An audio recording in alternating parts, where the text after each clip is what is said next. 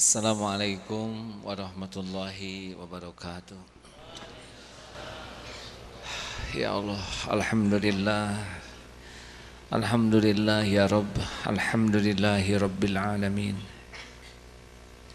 Alhamdulillah ya Allah. Alhamdulillahi Rabbil Alamin. Apakah Allah yang Maha Agung menyaksikan pertemuan kita ini? Pasti. Apakah Allah yang Maha Baik mendengarkan apapun yang terucap? Pasti. Pernahkah Allah sesaat saja tidak mengurus diri kita? Tidak. Setiap saat. Seperti dicelupkan dalam samudra nikmat yang tiada bertepi. Kalaupun ada, Allah sedikit saja memberikan ujian, pasti kecil dibanding nikmat-nikmat yang sangat melimpah setiap saat. Sayang, sedikit sekali orang yang bersungguh-sungguh mengenal Allah. Akibatnya kurang syukurnya, lebih sibuk dengan selain Allah hatinya. Cukup satu saja yang memotret begitu ya. Saya sangat senang sekali kalau orang bercerita tentang Allah didengarkan baik-baik. Tidak ada yang lebih penting dalam hidup ini selain Allah Subhanahu wa Ta'ala, dibanding apapun. Mengapa Allah paling penting? Karena selain Allah hanyalah makhluk yang tiada daya, tiada upaya, yang tidak menimbulkan bahaya tanpa izin Allah, tidak bisa memberi manfaat tanpa izinnya. Kita memang harus bergaul dengan makhluk, tetapi bergaul pun karena Allah saja yang menyuruh, bukan mengharapkan sesuatu. Terima kasih hadirin. Tadi kita dengar bagaimana gembiranya Rasulullah dan para sahabat menghadapi Ramadan. Kita dijamu oleh pejabat yang sebentar jabatannya gembira ria.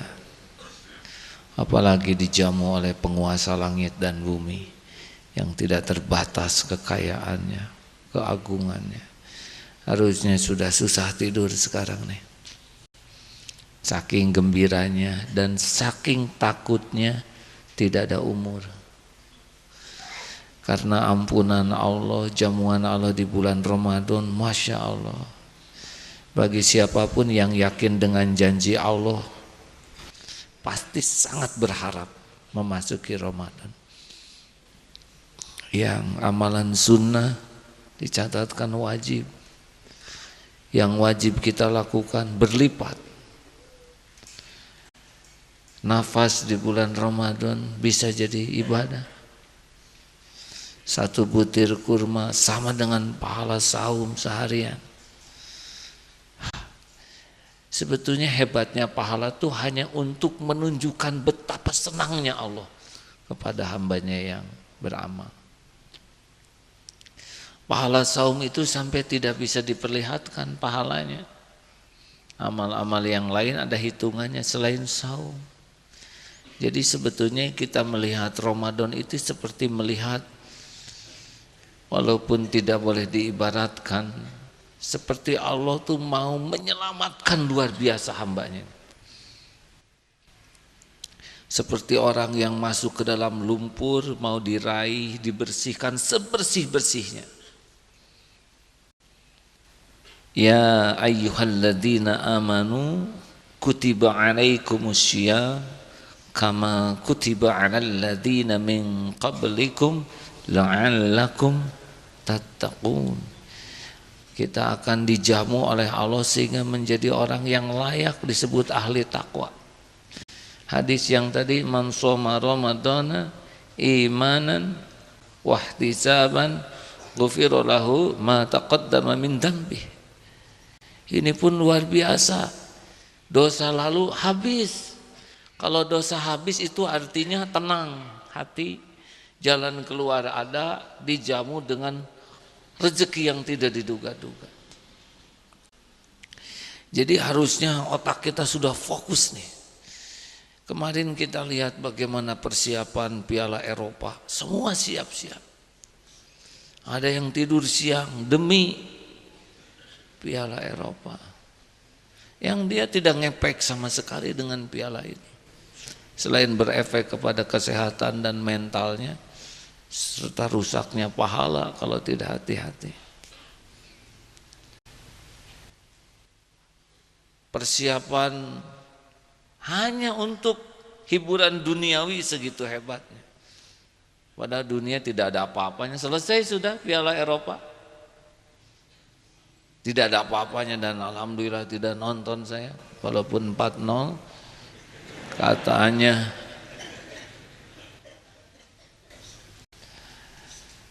Ramadan harus ada hitungan mundurnya.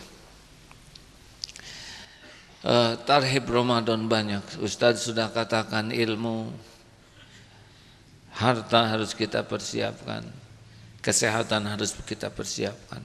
Saya mau ikut satu saja karena tertarik dengan wahtisaban, imanan wahtisaban. Siapa yang lebih ahli bahasa Arab bisa diceritakan apa artinya ini? Saya belum ahli bahasa Arab. Kita dengar dari yang lebih mengerti. Silakan Ustaz. Bismillahirrahmanirrahim. Ihtisaban di sini maksudnya adalah tidak mencari nilai dari manusia, tidak mencari pujian dari orang. Puasanya benar-benar dilandasi keimanan, keyakinan kepada Allah dan keikhlasan. Jadi ihtisaban di sini ikhlas karena Allah saja. Baik, alhamdulillah. Ada yang akan menambahkan? Sama? Alhamdulillah. Ayah saya sedang di opname di ICU. Selalu berusaha meluangkan waktu dengan dokter spesialis. Jadi sekarang dalam tahap sudah di dalam darah infeksinya sudah kritis, harus dikultur namanya, karena antibiotik yang terbaik sudah tidak bisa membunuh kumannya. Kultur ini yang saya dengar adalah untuk mengetahui jenis kumannya, karena kuman sangat banyak dan harus dimatikan. Tetapi kuman itu kalau dimatikan pun dia mengeluarkan zat tertentu yang tetap akan merusak darah. Saya mendengar ini, Masya Allah, Allah menciptakan kuman kecil sekali dan bisa melumpuhkan saraf, jantung. Masya Allah. Kecil sekali kuman itu. Dan betul-betul harus diperiksanya, itu membutuhkan 4 hari mencari jenis kumannya. Apa yang ditafakuri? Ternyata orang sangat takut oleh anjing, gajah yang besar-besar. Pada sedikit sekali manusia yang syariatnya terbunuh oleh binatang besar. Hampir orang-orang itu wafat karena kuman. Manusia syariatnya banyak mati lewat kuman kecil. Dan hati pun bisa mati bukan karena dosa-dosa yang nampak, tapi kita lihat banyak orang yang masuk neraka karena dosa yang halus sekali. Masih ingat yang disebut syirkul asghar, yang Rasulullah takutkan dari umat justru riya. Riya ini halus sekali, sejenis kuman yang tidak kelihatan tapi efeknya mematikan hati. Saya tidak mengatakan saudara jangan takut oleh singa ya, tapi sedikit yang mati dimakan singa. Tapi hampir kita yang tewas syariatnya ajalnya datang oleh kuman. Apa artinya? Kita harus serius sekali tentang ilmu riya ini.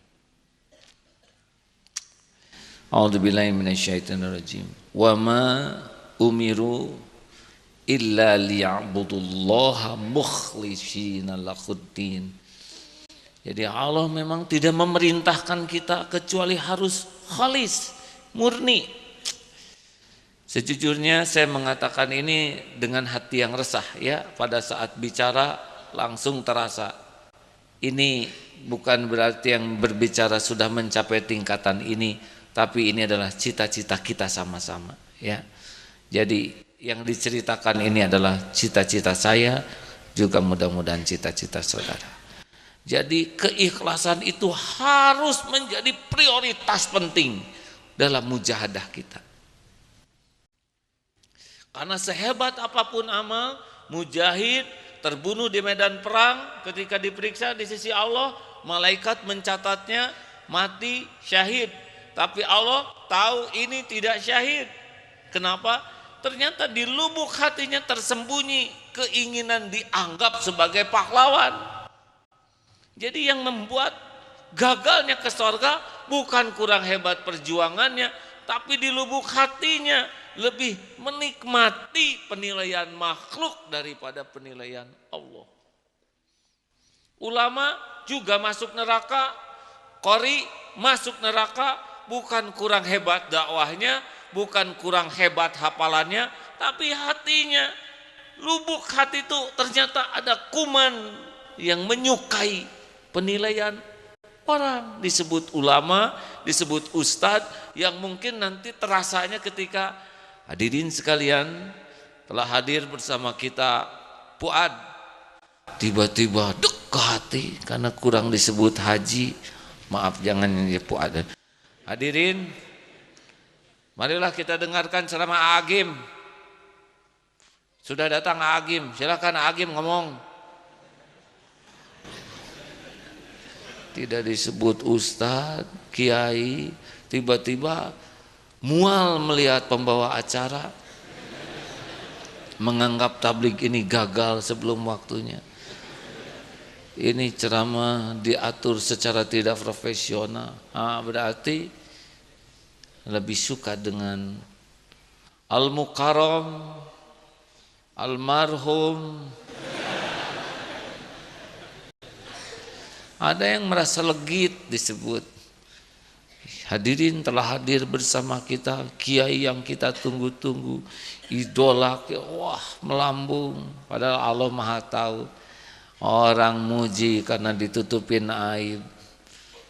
Allah tahu ini yang selama ini ceramah enggak cocok isinya dengan kelakuannya. Allah tahu ini penceramah matanya larak sana larak sini mencari yang kinclong. Allah tahu bahwa pikirannya mikirin amplop. Allah tahu, tidak ada yang tersembunyi. Wa huwa alimum bidatis sudur. Oleh karena itu hadirin, saya mohon maaf kalau sedikit mengulangi dalam waktu ringkas ini 5 latihan belajar ikhlas. 1, mari kita latih untuk tidak ingin diketahui. Jadi kita tidak perlu cerita tentang amal-amal kita. Ada anjuran kita memberitahu amal supaya ditiru, tapi sementara latihan sudahlah sembunyikan saja. Kalau sudah tahajud cukuplah Allah yang tahu. Nanti kalau sudah mantap bersih cerita tentang tahajud.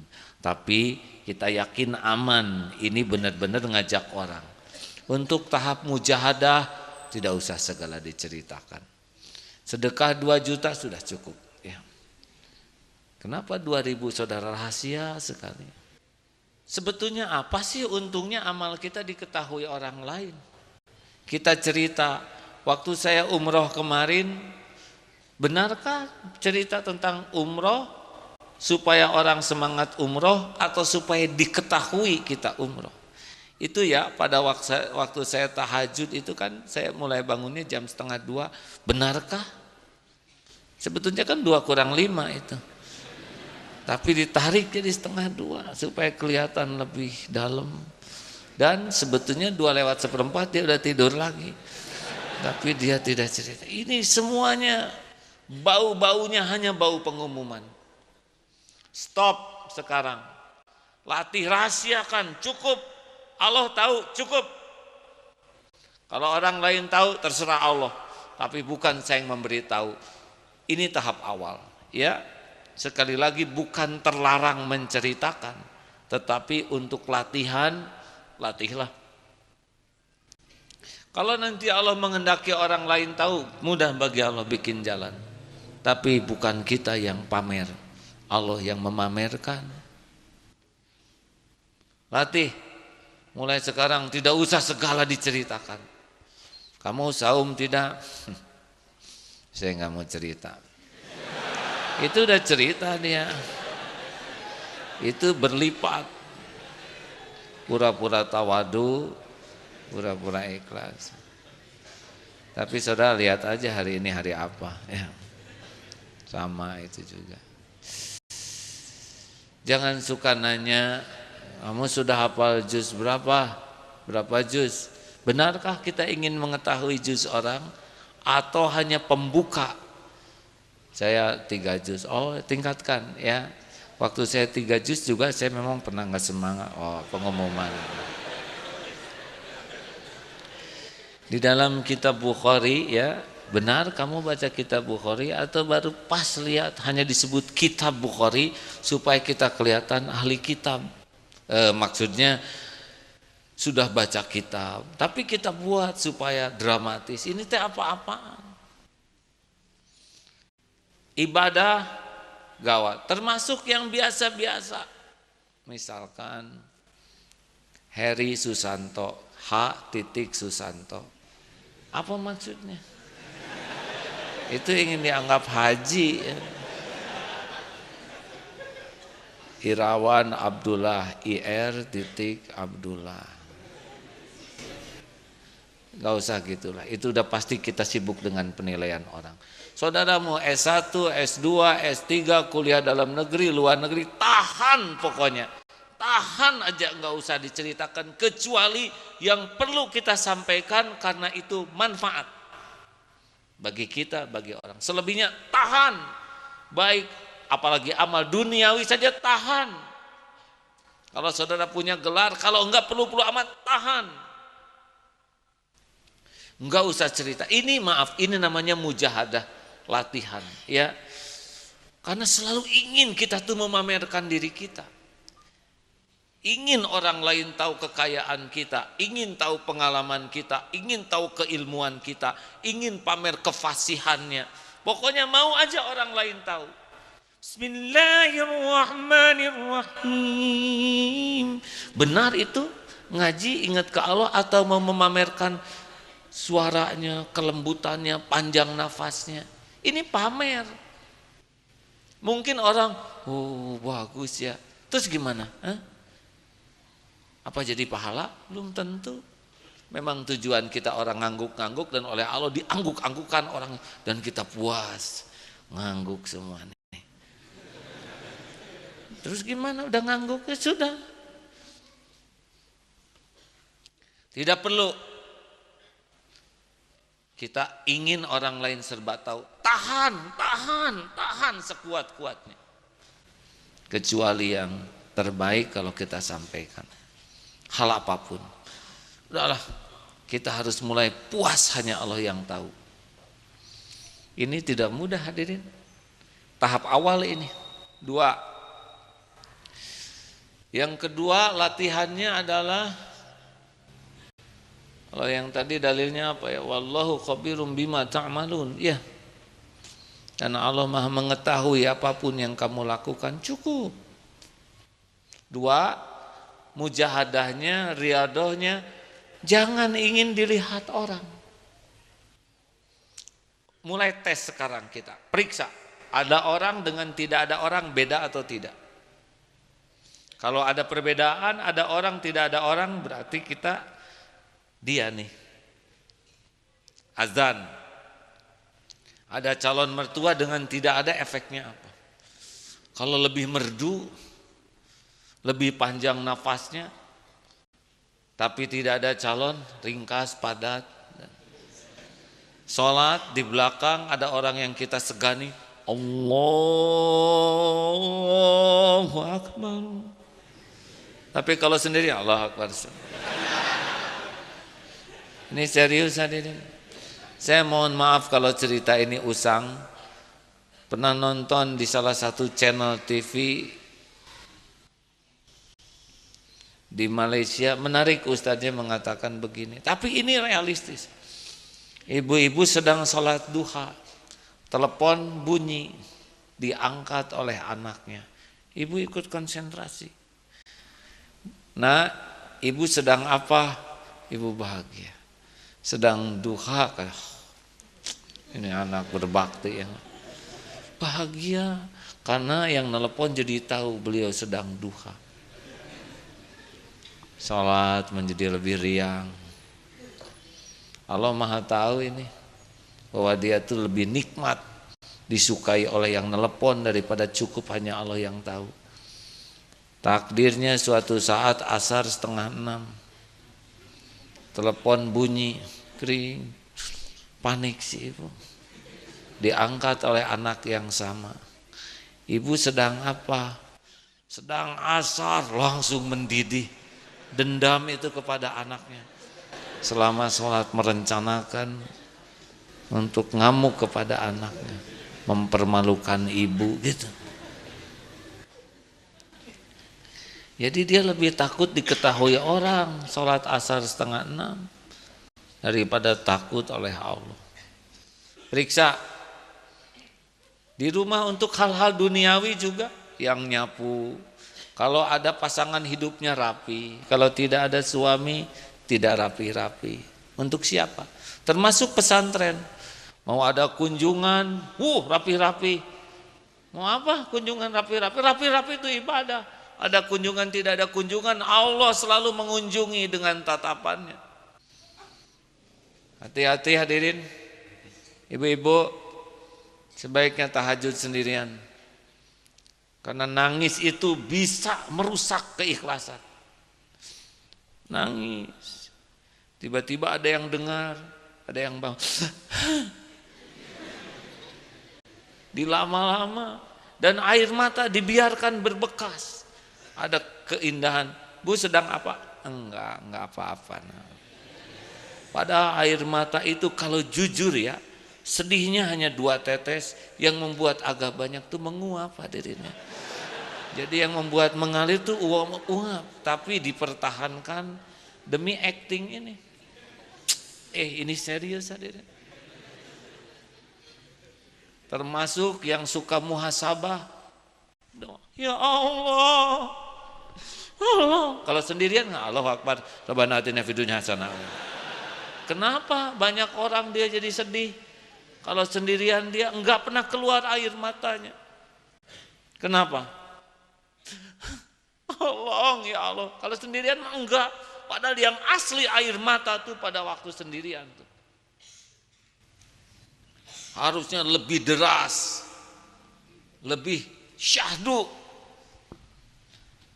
Ngimamin hati-hati.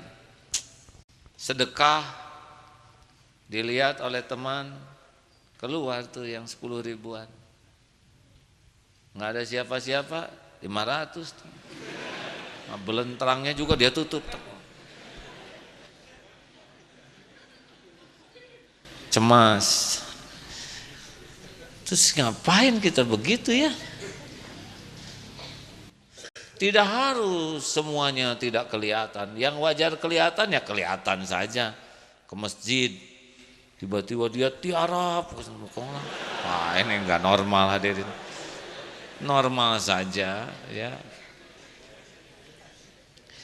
Yang harus kelihatan enggak apa-apa. Memang sudah begitu sunatullahnya.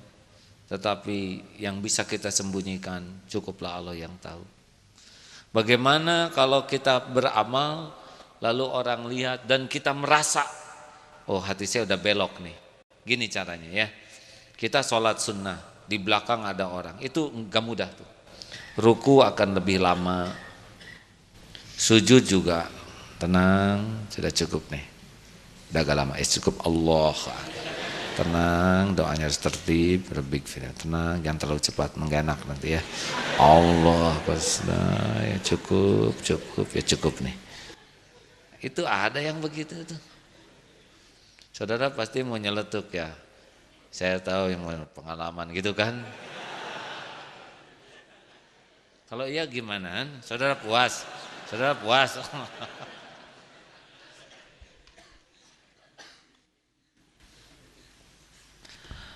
Mau apa ya kita acting begitu sedangkan Allah tahu persis isi hati kita.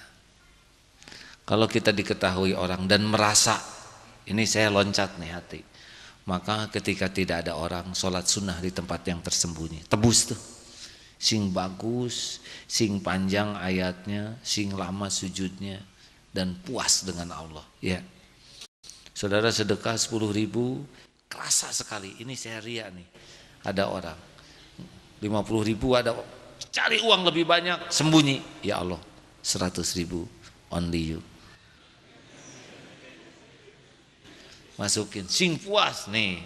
Yang 50.000 tadi engkau tahu saya rada menceng-menceng, 100.000 ya Allah, tolong dicatat baik-baik. Nah ini juga nggak mau, sudahlah, itu juga kurang ikhlas kayaknya. Ikhlaslah itu ya, insya Allah. Sudahlah, ke Allah mah nggak usah rewel ya. Uangnya juga milik Allah ini, bet-bet aja. Setuju? Yang ngantar anak sudah tidak usah. Maaf ya, saya mau ngantar anak dulu. Udahlah, tinggal pergi aja.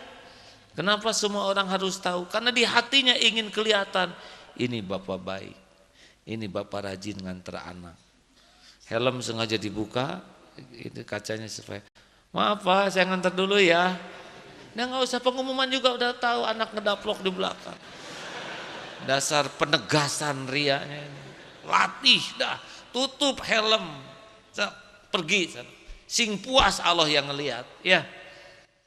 Puaskan hanya Allah yang lihat. Wa kafa billahi syahida. Cukup Allah jadi saksi, cukup. Atasan mau lihat mau tidak, mau orang mau tahu mau tidak, Allah pasti lihat. Pasti. Dan orang melihat juga mau gimana ya. Cuman wah bapak rajin ya, cuman gitu. Tetap aja kita yang ngebonceng ya kan. Bensin kita yang beli. Apa sih untungnya dilihat orang ya. Kecuali nanti sudah waktunya kita memberikan teladan, contoh, uswatun hasanah, uswah hasanah perlu. Tapi ini maksud saya adalah riadohnya ya. Jangan anggap sesudah ini harus selamanya begini. Kalau sudah siap bertarung, saudara boleh tampakkan. Tapi latihan awalnya adalah mengenal, saya lagi pengen dilihat orang atau tidak. Jangan sembarang cerita. Yang kedua, lihat kalau ada orang atau tidak orang, bagaimana sikap kita. Kalau merasa kita menceng, cari kesempatan lain, timpa itu dengan amal yang lebih bagus ya. Dan jangan menghilangkan amal karena ada orang. Mau sedekah nih 100.000, kelihatan, wah kamu lihat ya,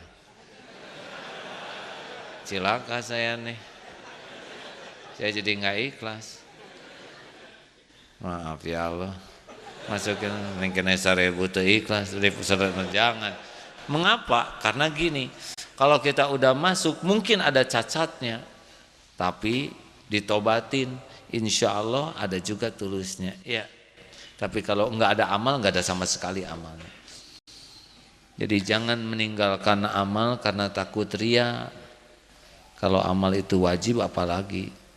Tinggal kita sempurnakan mujahadah hatinya, taubati, dan tambah nanti dengan amal-amal lain supaya bolongnya tertutup. 3. Ini lebih berat. Jangan ingin dipuji. Pertama diketahui. Hanya informasi, ada yang senang orang lain tahu.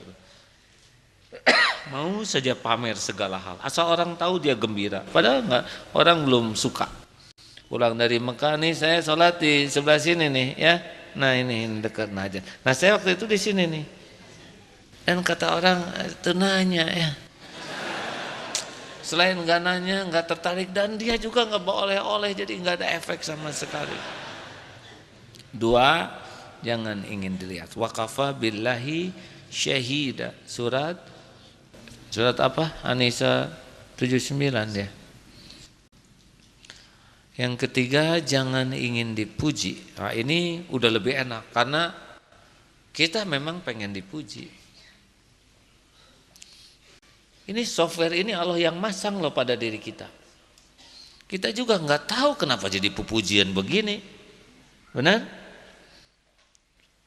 Harusnya bagaimana pengen dipujinya? Nah, ada pengen dipuji oleh orang yang nggak tahu, ada yang pengen dipuji oleh yang maha tahu. Mana yang paling bagus pujiannya? Kan? Sekarang kita dipuji oleh yang blow on sekali ya. Ibu bintang kelas, karena dia blow on sekali. Terus kita bangga, betul. Emang saya bintang kelas. Ini kan ikut blow on hadirin. Ini ilmiah hadirin. Dipuji oleh yang tidak tahu, kemudian kita gembira oleh pujian yang tidak cocok itu, kan sama-sama bodohnya. Halo? Kita bodoh, dipuji oleh yang lebih bodoh. Mas pinter, kita bangga, pinter kan? Ini kan liar dua nana hadirin. Nah itu orang yang senang pujian tuh di situ. Saya tuh nggak tega nyebutnya.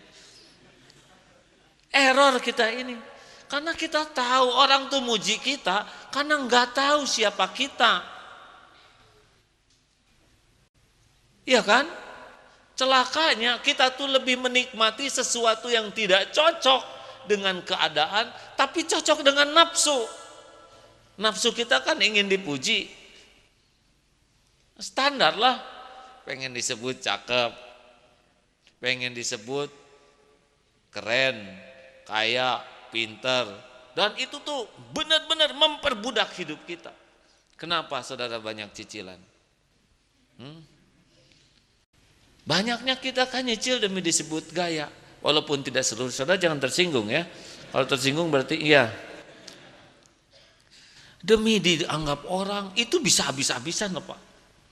Bisa nyicil ini, nyicil itu, kemudian latihan ini, latihan itu, berkorban waktu, tenaga demi pujian. Lalu sekarang kalau pujian itu datang, terus gimana? Kan? Udah nggak ada apa-apa. Weh Kang, rumahnya bagus. Udah, cicilan tetap kita yang bayar. Ya kan, tagihan tetap ke kita. Kalau dia muji terus nyumbang misalkan, Kang rumahnya bagus ya 2 juta, bagus lah bikin rumah. Tulis setiap yang muji 2 juta. Itu baru ada manfaatnya, ini mah enggak. Makanya selamat berbahagia bagi saudara-saudara yang lepas hatinya dari ingin dipuji dan takut dicaci. Ini bahagia. Makin kuat keinginan dipuji, hampir dapat dipastikan sibuk bikin topeng. Saudara-saudara sekalian, kita di dalam membangun kepribadian membutuhkan integritas, profesionalisme, dan aktualisasi. Gak kebayang Rasulullah kayak gitu hadirin ya. Rasulullah mah jernih, sederhana, apa ada. Suatu saat bertenaga sampai merah matanya. Tapi sama itu, lisan, hati, sikap tuh klik. Tapi kalau ingin pujian dikemas. Jadi beda. Nanti gampang sekali. Waktu ceramah dengan tidak ceramah pasti beda tuh. Tetapi orang yang sibuk dengan penilaian Allah, dimanapun sama. Orang yang cenderung munafik, kalau ke orang kaya, ke orang miskin beda. Karena ngarep-ngarep pujian dari orang kaya. Ke yang miskin dia menghina. Ada yang bisa saya bantu Pak? Benar-benar, saya mengerti sekali. Pergi atasannya, lu sini. Monyong kamu, kenapa air? Beda. Padahal siapa tahu dia lebih mulia di sisi Allah nih pembantunya. Daripada tamu yang tadi koruptor malah. Orang yang sibuk dengan penilaian Allah sama kaya, miskin, pejabat bukan, lempeng saja karena dia berbuat baik bukan untuk dinilai orang, berbuat baik untuk dinilai Allah. Sama pedagang yang suka datang pembeli, ini ya teh botolnya, oh jadi iklan lagi, silakan sebuah botol. Bagaimana ibu kelihatannya seger banget hari ini, dan makin lama makin awet muda loh bu. Oh sih bu, ini ada bahkan khusus buat ibu. Ibu kalau pakai ini kelihatannya 10 tahun lebih muda loh bu. Masa dek, ibu senang sekali. Oh senang, ini cocok. Cuma belum gajian deh. Itu mah tua banget dong bu. Rada cepet mati bu. Dan wah jelas sekali ini ya. Pujiannya juga pujian untuk dagang, tidak ada keikhlasan. Nah hadirin, nggak perlulah kita gitu-gitu. Kita mau kenapa kamu jujur? Emang kenapa? Kamu jujur supaya naik pangkat ya, supaya disukai atasan ya? Gak ada urusan. Saya jujur dengan penilaian atasan. Atasan itu cuma makhluk. Saya jujur karena Allah nyuruh jujur, dan itu saya lakukan. Mau naik pangkat, mau tidak, mau dipuji, mau tidak, gak ada urusan. Jujur itu membuat Allah suka. Titik. Habis di sana. Kenapa sih kamu jadi orang pemaaf betul supaya dimaafkan orang? Orang memaafkan, mau marah sama saya itu urusan masing-masing. Tapi saya pemaaf, Allah suka kepada pemaaf. Cukup buat saya. Enak tidak? Merdeka. Nah, lepaskan pengen dipuji orang. Ya, mau ngapain? Gak ada apa-apanya. Puji, caci, ember jatuh, sama. Iya kan? Wow, kamu keren. Wow, kamu kayak monyet. Sama tuh yang bikin sakit. Wajahnya kan tetap begitu aja. Masa barusan dia datang dijajanin jadi keren, ini datang gak dijajanin monyet ya gak? Sedang wajahnya sama. Masalahnya hanya ini ditraktir, ini tidak ya kan? Saudara pasti ngasih lagi ke yang itu karena nyebut keren. Padahal yang lebih deket tuh omongan yang barusan ya. Dasar nipu diri. Dah. Coba saya ngetes dulu dikit. Kalau dipotret, pilih mending bagusan mana? Aslinya atau potretnya? Jawab. Aslinya pasti menderita tuh. Ada ibu-ibu yang nyeletuk, kalau saya sih pengen dua-duanya. Ya aslinya ya potretnya. Nah kalau itu baru paling menderita. Jadi bagaimana dipotret supaya bahagia? Nggak usah dipikirin. Ngapain mikirin potret bener? Kan wajahnya yang ini bener. Halo? Tapi dasar kita mah nggak jujur. Dipotret cari posisi yang paling mancung, paling manis, pasang. Yang kita sendiri nggak yakin ini cocok. Apalagi kalau wanita mau dibedak, dempuak. Lalu senang dengan yang tidak cocok itu dengan aslinya. Jadi tegang. Wanita yang paling sering bermake up tuh paling tegang hidupnya. Gerimis, menegangkan. Bisa jadi macan tutul bener. Wudu menegangkan. Datang tamu belum sempat berbedak, belum sempat bermakeup, menegangkan. Begitulah orang yang sibuk dengan topeng, takut kebongkar topengnya. Mau apa sih? Just the way you are. Bahasa Inggris hadirin. Artinya apa Ustaz? Kata Ustaz Fuad artinya dilarang merokok katanya. Tapi beliau juga niru saya ya Ustaz. Hadirin, udahlah, tampil apa adanya. Orang menghina, gak apa-apa dihina. Weh, kamu ternyata tangannya bekas eksim ya, ada item-itemnya. Iya. Terus gimana? Beres kan? Beres kan? Daripada kita tutup seharian. Capek untuk menyembunyikan ini, capek. tampil apa adanya. Orang menghina sok ya hina. Teh di TV mah gede tapi aslinya segede gini. Ya. Puas? Kualat maneh. Nah itu sakit hati. Itu sakit hati hadirin. Nggak usah cemas ya. Tampil aja apa adanya. Sok mau dihina, hina aja boleh. Nggak akan ketukar kok. Setiap omongan kembali kepada dirinya. Setuju? Kita tidak melakukan sesuatu supaya dihina orang. Jangan. Tetapi kalau takdirnya ada yang menghina ya sudah nggak apa-apa. Nggak bahaya. Nabi Muhammad dihina tidak? Jawab. Dicaci, difitnah, dipermalukan. Jadi hina tidak? Tidak sama sekali. Sangat tidak adil masa mulut orang merusak takdir kita. Yang punya diri kita siapa? Allah. Yang ngurus takdir kita siapa? Enggak ngepek mulut orang.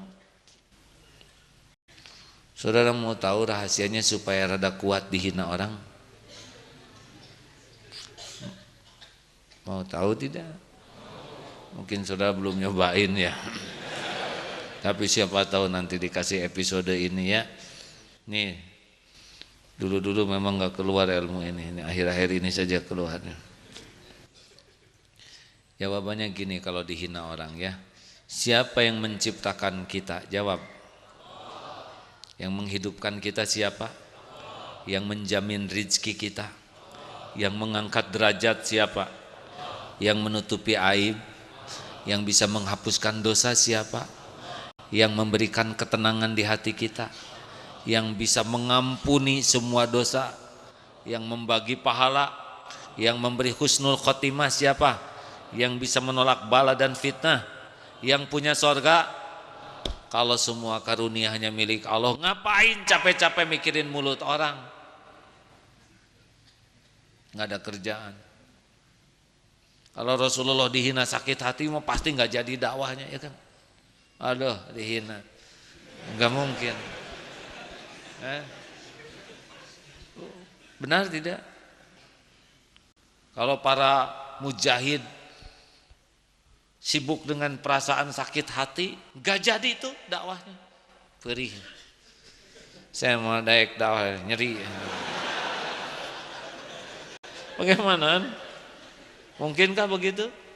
Enggak ada. Orang-orang yang melankoli, sibuk dengan perasaan, itu mah pemuja penilaian orang. 4. Jangan ingin dihargai. Ini lebih tinggi lagi, berat. Kalau penghargaan itu sudah perlakuan spesial. Kalau dipuji hanya suara, tapi dihargai sudah paket. Kita datang langsung kursi di tempat yang khusus. Disebut namanya secara khusus. Hadirin sekalian, dimohon mengheningkan cipta. Tersinggung pasti. Ada mau balik disebut mengheningkan cipta. Hadirin dimohon berdiri. Itu udah beda tuh hati. Kursi mau duduk ditarik, digeser lagi. Hadirin dipersilahkan duduk. Rasulullah yang mulia mah enggak mau tuh begitu. Siapa kita? Kenapa kita dihargai orang lain? Cuma satu kan sebabnya, Allah menutupi aib, dosa, maksiat, kejelekan, keburukan, kekurangan kita. Cuman itu teh rahmat Allah yang membuat begitu. Kalau dibuka saudara, termasuk yang bicara ini. Kenapa saudara hadir? Syariatnya diantaranya adalah Allah menutupi banyak hal tentang orang ini. Takdir mungkin ada di antara kita yang bakal dihormati, diperlakukan spesial, juga tidak usah berlebihan. Hadirin tuh jangan. Saya mah fakir, embung. Ya ini juga tawadu tapi pura-pura. Jangan, no. Saya orang belum dosa, hanya Allah menutupi. Tenang. Tidak usah begitu. Bergulat di hati, ya Allah, ini ujian darimu.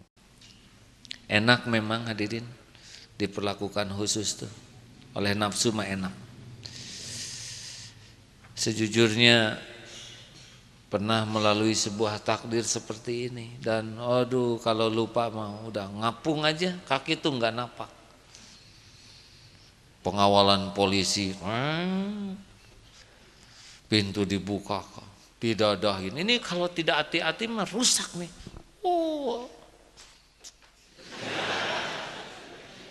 Enggak kebayang Rasulullah begitu ya.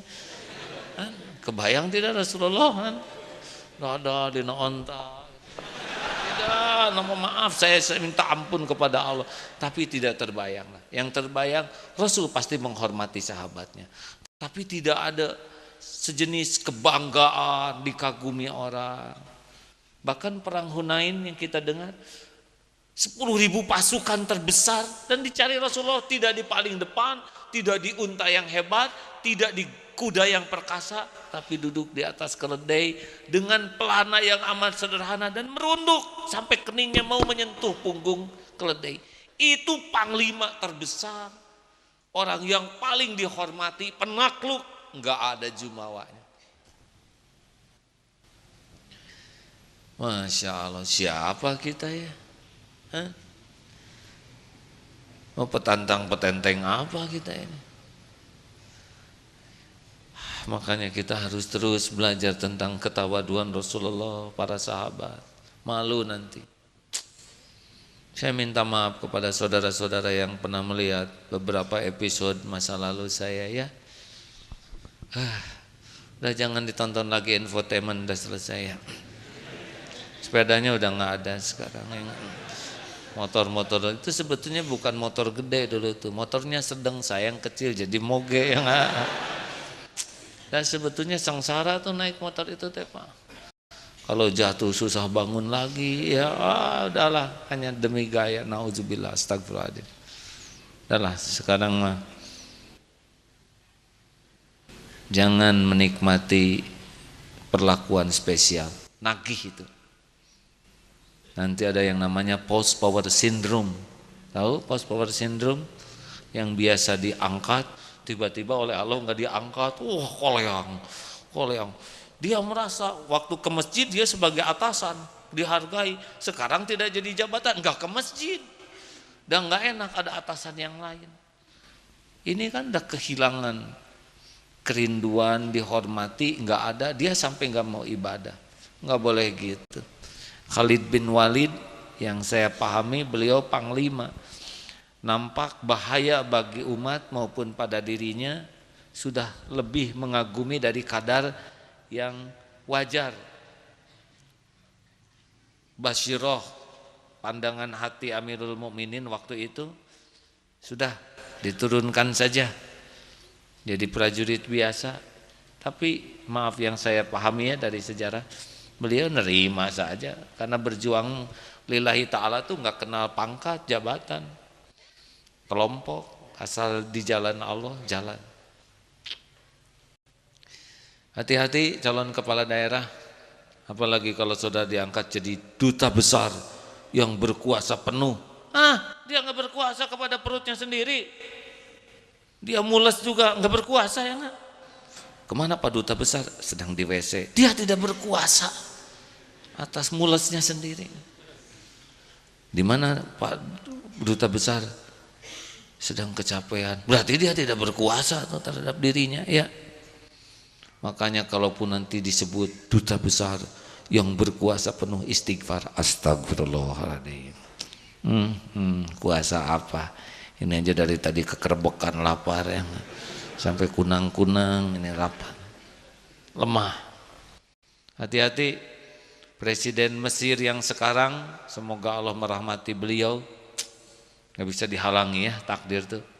Ikhwanul Muslimin hampir 60 tahun dianiaya, tapi tidak takdir memiliki Allah.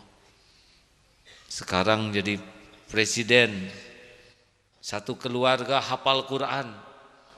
Pertama di Mesir presidennya hafal Quran, bukan hanya presidennya, istrinya dan anak-anaknya juga hafal. Saya baru membaca itu saja langsung ingin keluarga hafal Quran.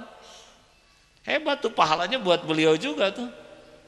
Kalau nanti takdirnya dengan karunia Allah saya hafal, keluarga hafal, beliau dapat pahalanya tuh. Tidak mau potretnya dipasang, berbeda dengan yang sebelumnya yang harus dipasang. Alhamdulillah. Takdir Allah. Kullillahumma malikal mulki tu'til mulka man tasya wa tanzi'ul mulka mimman tasya wa tu'izzu man tasya wa tudhillu man tasya biyadikal khair innaka ala kulli syai'in qadir. Ali Imran ayat 26. Katakan, ya Allah, pemilik, kulillahumma malikal mulki tu'til mulka, engkau berikan kerajaan, kekuasaan kepada siapa yang engkau kehendaki, engkau ambil kekuasaan dari siapa yang engkau kehendaki, engkau muliakan siapa yang engkau kehendaki, engkau hinakan siapa yang engkau kehendaki. Biyadikal khair, di dalam genggamanmu segala kebajikan, innaka ala kulli syai'in qadir, sesungguhnya engkau maha kuasa atas segala-galanya. Nah, saudara, kalau nanti takdirnya jadi, ya mana yang kira-kira jadi menteri, ya cari aja lah sendiri. Tapi ini harus ingat ceramah ini ya. Jangan menikmati penghargaan orang, cukuplah Allah. Sayyidul kaum khadimuhum, pemimpin satu kaum, pelayan kaumnya. Dengar, orang yang senang dilayani, dengar baik-baik, dia tidak akan memiliki kepekaan, percayalah. Tapi orang yang senang melayani, dia akan peka hatinya. Anak yang selalu dilayani pembantu, bibi cepat ambilkan kerudung, gimana sih, setrika dong, ini ujungnya kelipat. Pasti anak itu terbiasa dilayani. Coba kalau dia seorang pelayan, nggak akan ngomong gitu. Tahu susahnya tuh, nyetrika tuh nggak gampang, nyuci apalagi basah disetrika jadi kering, kerjaan begitu banyak, nggak akan berani. Makanya orang yang paling merunduk. Mumpung sekarang di mana-mana lagi pemilihan kepala daerah ya, saya nggak ikut polatak politik. Tapi kalau mau nyoblos, carilah orang yang paling bisa melayani, ya. Dan bukan ngomong, tapi hidupnya humble, tawadu. Kalau yang biasa di bawah itu, orang yang biasa lapar bisa meraba orang-orang lapar. Orang yang selalu kenyang nggak bisa ngeraba yang lapar, kecuali basa-basi untuk objek-objek pujian buat dirinya. Sumbangan kepada kaum duafa. Orang-orang miskin RW 1 dipersilahkan tampil ke depan. Apa ini? Mau nyumbang, mau mempermalukan. Anak yatim dan duafa sekaligus. Ya yatim, ya miskin. Silakan anak-anakku sayang tampil ke depan. Apa ini? Ini maaf ya, saya tidak berani menilai orang lain, tapi kenapa sih harus begini? Apa enggak bisa kita jaga kehormatan? Haruskah kita pertontonkan, oh ini orang-orang miskin di RW 1. Ya Allah, amplopnya hanya 5.000. Penderitaan batinnya, ini menjual penderitaan orang. Para sahabatku pikul, gak ketahuan, taruh di rumahnya 1 karung. Sampai meninggal, tidak tahu siapa yang ngasihnya. Baru ketahuan ketika dilihat mayatnya, kapalan bahunya. Cucunya Rasulullah, cicit ya. Nah saudaraku sekalian, kalau jadi pejabat jangan gitu-gitu amat, nggak lama ya. Kalau jadi pejabatnya tawadu, kemuliaan yang lama. Kalau jadi pejabatnya sombong, belum juga habis jabatannya, saudara udah dikutuk rame-rame. Terakhir, jangan ingin dibalas budi. Apapun balas budi dari orang, lupakan. Saya terngiang-ngiang terus nasihat guru saya. Pantang berharap kepada makhluk, pantang meminta walaupun di hati. Jadi jangan ngomong minta di mulut, hati aja berharap jangan. Percuma, karena pembagi semua karunia itu Allah. Yang kita harapkan itu cuma makhluk. Walaupun dia punya, Allah nggak takdirkan dapat untuk kita, nggak dapat. Kalaupun dapat ditakdirkan ngasih, kita kehilangan pahala. Kita nggak ngarep-ngarep dari makhluk, kalau Allah mau ngasih pasti dapat. Kehormatan dapat, jatah kita dapat, pahala dapat. Pilih mending yang mana? Jawab. Yang kedua lagi nggak pakai nomor ya. Pokoknya mulai sekarang lepaskan hati dari berharap apapun. Fokus aja lakukan yang terbaik lillahi ta'ala. Dah cukup. Habis saya tamat tuh boga rasaan. Tuh ikhlas manehnya cicing.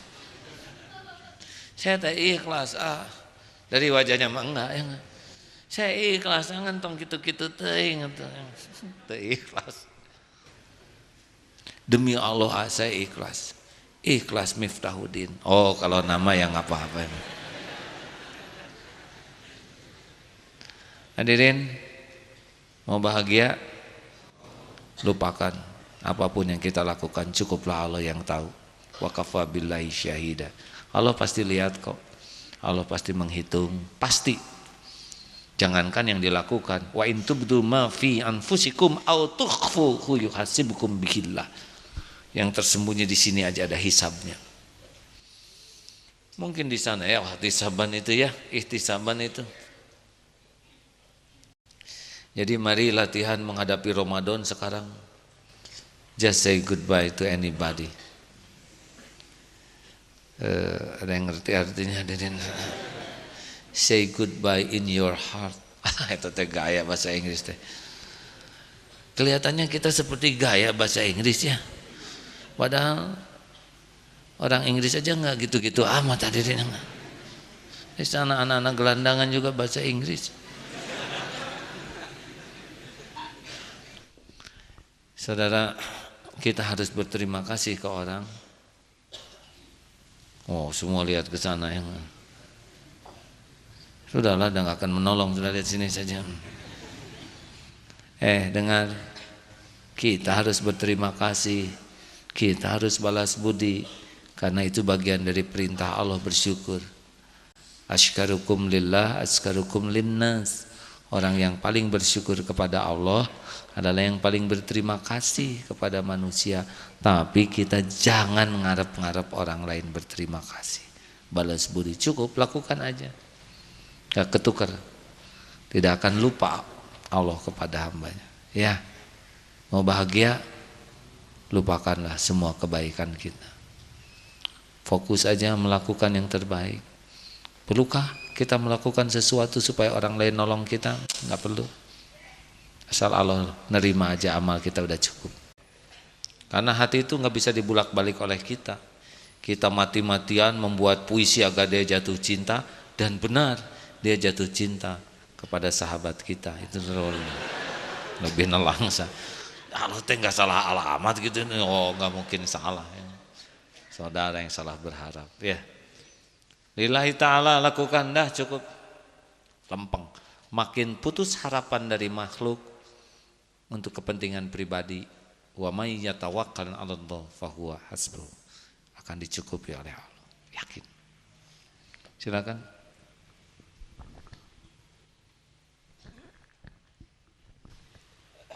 أعوذ بالله من الشيطان الرجيم إنما نطعمكم لوجه الله لا نريد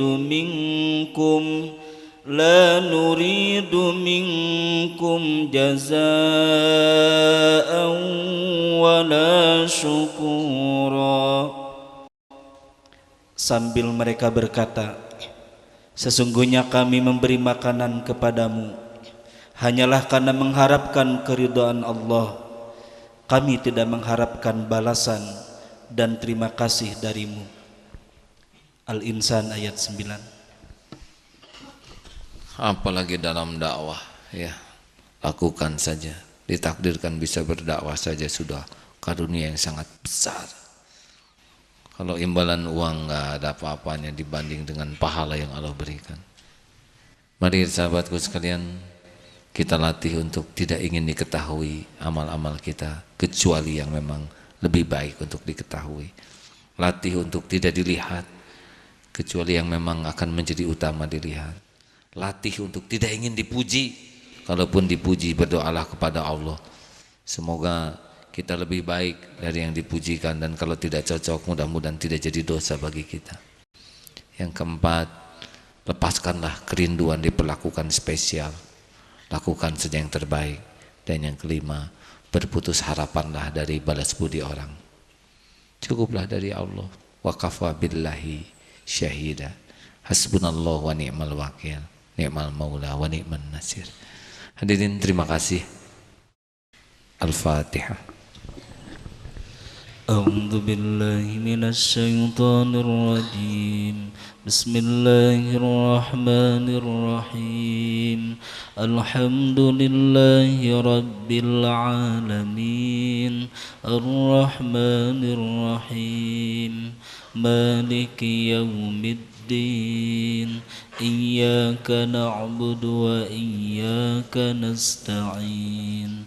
اهدنا الصراط المستقيم صراط الذين أنعمت عليهم غير المغضوب عليهم ولا الضالين.